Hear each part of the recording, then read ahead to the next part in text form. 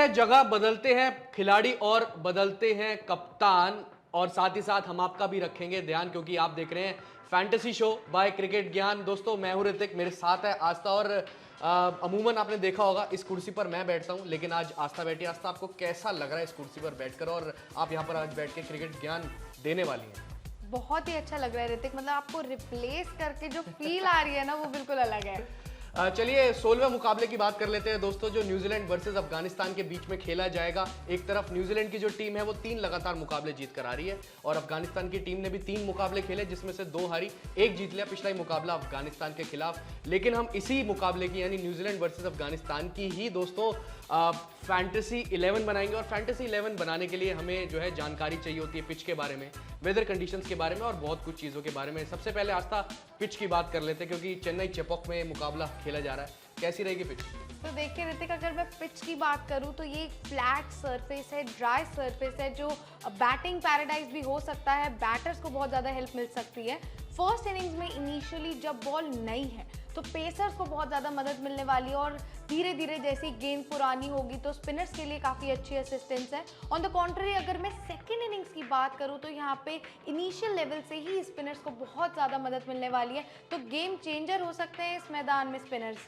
बिल्कुल, लेकिन आप वेदर की बात करें, वेदर कुछ मुझे लगता है कि पार्टली क्लाउडी, जैसा मैंने फोरकास्ट में आज पढ़ रहा था, चेन्नई में पार्टली क्लाउडी रहने वाला है। आपके हिसाब से कैसा रहने वाला है वेदर? बिल्कुल, मतलब पार्टली क्लाउडी है, क्योंकि चेपॉक है, और जब हम बात करते हैं चेपॉक की तो वहाँ पर 32 डिग्री टेम्परेचर है, ह्यूमिडिटी जो है वो 70% है, और जो रेन के चांसेस हैं वो 0 to 5% है। तो वो पार्टली क्लाउडी वाला जो आपका सीन है वो रह सकता है यहाँ। बिल्कुल रह सकता है, लेकिन अब सबसे इंपॉर्टेंट एस्पेक्ट की बात कर लेते हैं आस्था, जो कि है प्लेइंग 11।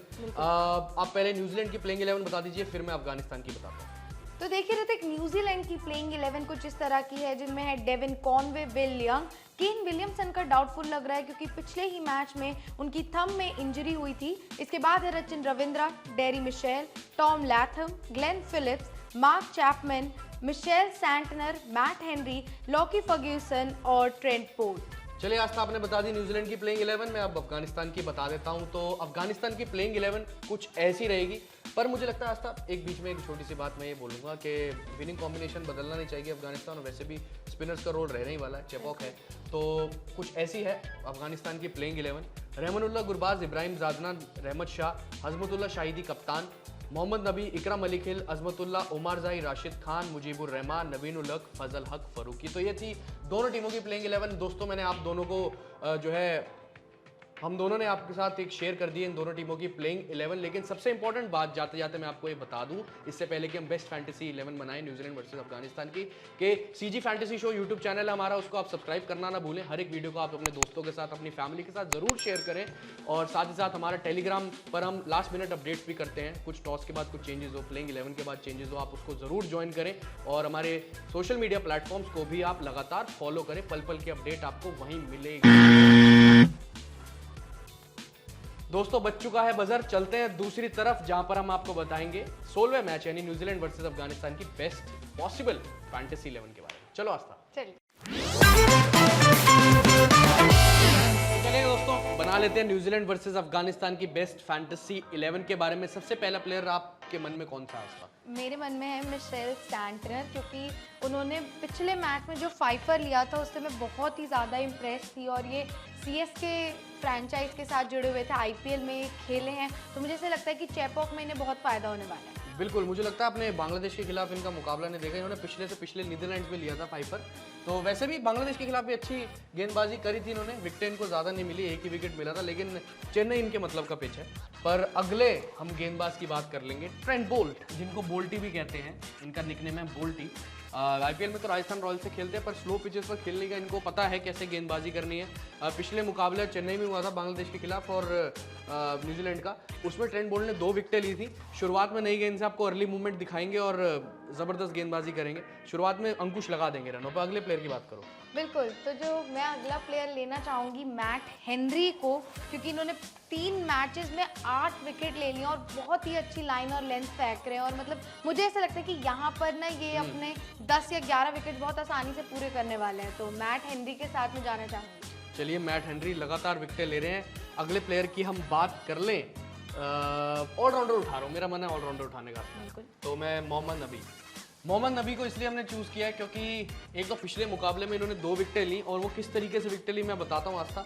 ये ज़बरदस्त छोड़ के गेंदबाजी करी, तेज़ बिल्कुल नहीं डाली, गति तो बिल्कुल भी नहीं देते हैं। चेन्नई जैसे जैसे मुकाबला आगे बढ़ेगा, चेन्नई में पिच स्लो होती जाएगी और नबी वहाँ पर भी कारगर साबित होंगे। इस वजह से हमने एक बार फिर से इन पर भरोसा जताया नबी पे, और मुझे लगता है कुछ ना कुछ करके दिखाएंगे। तो आपने यहाँ पे ऑलराउंडर की बात करी, तो मैं डेरिल मिशेल को लेना चाहूँगी क्योंकि एक बहुत ही अच्छे ऑलराउंडर के तौर पे न्यूजीलैंड इन्हें आजमा रही है। और पिछले ही मैच में इन्होंने जो वो 89 रन्स की जो पारी खेली, मतलब वो बहुत ही बेहतरीन। और जब बॉल के साथ भी आते हैं तो कहीं ना कहीं बाकी पेसर्स के लिए, स्पिनर्स के लिए इतनी मदद कर जाते हैं कि बैट्समैन के दिमाग में एक प्रेशर बिल्डअप कर जाते हैं न्यूजीलैंड के खेमे का। तो अभी तो इतने रंग बॉल से नहीं दिखा पाए, पर मुझे ऐसा लगता है कि इस मैच में बल्ले और गेंद दोनों से रंग दिखाने वाले हैं। चलिए ऑलराउंडर्स की बात हो रही है तो एक और बात कर लेते हैं ऑलराउंडर की, वो है रचिन रविंद्र।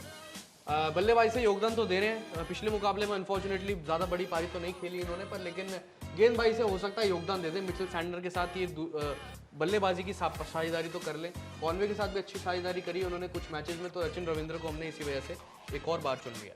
बिल्कुल। और अब इस टीम के कुछ बल्लेबाजों के ऊपर मैं नज़र डालना चाहूँगी। तो हमने अपनी फैंटेसी 11 में लिया है गुरबाज को। मतलब अफगानिस्तान का कम बैक और गुरबाज की शानदार बैटिंग की वजह से ही शायद इंग्लैंड के खिलाफ जो मैच हुआ था उसमें बहुत बड़ा एडवांटेज हमें दिखा था, क्योंकि उन्होंने 80 रन की पारी जड़ी थी और जब वापस भी जाकर बहुत निराश थे कि ऐसे ही बेकार से शॉट पे रन आउट जो हुए थे उनकी गलती नहीं थी, बट स्टिल हो गए थे। और मुझे ऐसा लगता है कि इसे वो शतक तक लेके जा सकते थे अपनी पारी को। तो इस बार भी हमने गुरबाज पर अपना भरोसा जताया है ताकि वो हमें ज़्यादा से ज़्यादा फैंटेसी पॉइंट जितवा सके। अगले बल्लेबाज की बात कर लेते हैं। बल्लेबाजों की बात शुरू ही हुई है, हमने गुरबाज की बात करी, मैं जादरन की बात कर देता हूँ। इब्राहिम जादरन, खैर इनको स्टार्ट मिल रहे हैं, एक कन्वर्ट नहीं कर पा रहे, पिछले मुकाबले में इनको स्टार्ट मिला, कन्वर्ट नहीं कर पा रहे, लेकिन उम्मीद है कि रहमानुल्लाह गुरबाज की बल्लेबाजी देखकर इनको सामने से थोड़ी सी समझ आ गई होगी कि मेरे को भी बल्लेबाजी बड़ी करनी पड़ेगी, जो ओपनिंग पार्टनरशिप को और बड़ा करना पड़ेगा। तो इब्राहिम जादरन को यहाँ पर हमने एक और बार इन पर भरोसा जताया, इस उम्मीद से कि लंबी पारी बड़ी पारी खेलेंगे। बिल्कुल। तो मैं यहाँ पे अब अपने अगले खिलाड़ी टॉम लैथम लेना चाहूँगी, क्योंकि कहते हैं ना कि टेम्परेरी कप्तान जो है न्यूजीलैंड के, क्योंकि केन विलियमसन का अनफॉर्चुनेटली थंब में जो प्रॉब्लम आई थी उसकी वजह से ये हमने लिए हैं अपनी टीम में। और इन्होंने बहुत ही अच्छी 56 रन की पारी खेली थी, जो कि सारे जितने भी स्पेक्टेटर थे बहुत अमेज हो रहे थे कि टॉम लैथम जैसा बल्लेबाज और इतनी शानदार पारी। तो हमने इसीलिए अपनी फैंटेसी 11 में टॉम को लिया है कि चेपॉक के मैदान पे ये बहुत अच्छा करिश्मा दिखा सकते हैं और हो सकता है कि कोई सेंचुरी देखने को मिल जाए। सेंचुरी देखने को मिल जाए। अब बात कर लेते हैं दो सबसे इंपॉर्टेंट एस्पेक्ट की हमारी इस फैंटेसी 11 के, वो होंगे वाइस कैप्टन हमारे राशिद खान। राशिद खान को हमने वाइस कैप्टन इसलिए बनाया है दोस्तों क्योंकि पिछले मुकाबले में राशिद खान ने जो लैप पकड़ी है बहुत अच्छी तरीके से पकड़ी है। एक बार राशिद खान लैप पकड़ लेते तो वो फ्लो में आ जाते हैं विकेट लेने के। पिछले मुकाबले में 3 विकेट ली इन्होंने इंग्लैंड के खिलाफ। उम्मीद है कि चेन्नई जैसी स्लो पिच पर अगर मान लीजिए इतना स्लो भी बिहेव नहीं करती लेकिन इनका गेंद जो है स्किड होगा वो भी इनके लिए कारगर साबित होगा। तो राशिद खान को हमने बनाया वाइस कैप्टन। अब बता दो जास्ता जल्दी से कैप्टन। तो अपनी फैंटेसी 11 के लिए कैप्टन हमने लिया है डेविन कॉनवे को, क्योंकि जैसा कि हम देख रहे हैं कि वो सीएसके फ्रैंचाइज के साथ जुड़े हुए थे और आईपीएल में इतना शानदार प्रदर्शन दिखाया था और जो चेपॉक की पिच है उसे बहुत ही ज़्यादा अच्छे से जानते हैं। डेविन जानते हैं कि वहाँ कौन से बॉलर्स कौन से स्पिनर्स कितनी बॉल घुमा सकते हैं, किस लेंथ पे बॉल आएगी। तो वो एक बहुत बड़ा प्लस पॉइंट है न्यूजीलैंड के लिए। तो इसीलिए हमने इन पर भरोसा जताते हुए अपनी फैंटेसी 11 का कैप्टन बनाया है ताकि वो हमें ज़्यादा से ज़्यादा पॉइंट जितवाएं।